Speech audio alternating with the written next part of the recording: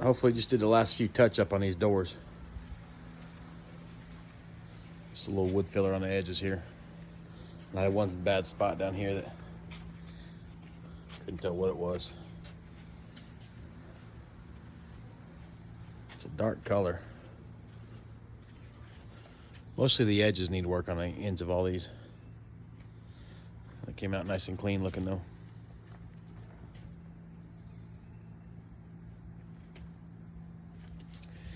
The two smaller ones have to come together right here where these diamonds meet on both sides.